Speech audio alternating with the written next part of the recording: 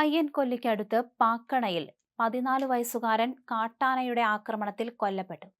ഇന്നലെയാണ് സംഭവമുണ്ടായത്. പാക്കണ പുത്തൂർ വയലിലെ ഷാജഹാന്റെയും റസാനത്തിന്റെയും മകൻ നിസാബിനാണ് കാട്ടാനയുടെ ആക്രമണത്തിൽ ജീവൻ നഷ്ടമായത്. പാക്കണ ടൗണിൽ കുട്ടി മുടിവെട്ടാൻ പോയി തിരിച്ചു വരികയായിരുന്നു. 1 കിലോമീറ്റർ മാത്രമുള്ളൂ വീട്ടിലേക്ക്. ഇതിനിടയിലാണ് കാട്ടാന ആക്രമിച്ചത്. കുട്ടിയുടെ നിലവിളി കേട്ട് ഓടിക്കൂടിയ സമീപവാസികൾ ഉടൻ തന്നെ വനംവകുപ്പ് അധികൃതരെ വിവരമറിയിച്ചു. കുട്ടിക്കൊന്ന് ഓടി മാറാൻ പോലും പറ്റാത്ത സാഹചര്യമായിരുന്നു. പെട്ടെന്ന് തന്നെ കാട്ടാന ആക്രമിക്കുകയായിരുന്നു. വനംവകുപ്പ് പ്രദേശത്ത് പരിശോധന നടത്തിയിട്ടുണ്ട്. പാക്കണ പുത്തൂർ വയൽ പ്രൈമറി സ്കൂളിലെ വിദ്യാർത്ഥിയാണ് നിസാബ്.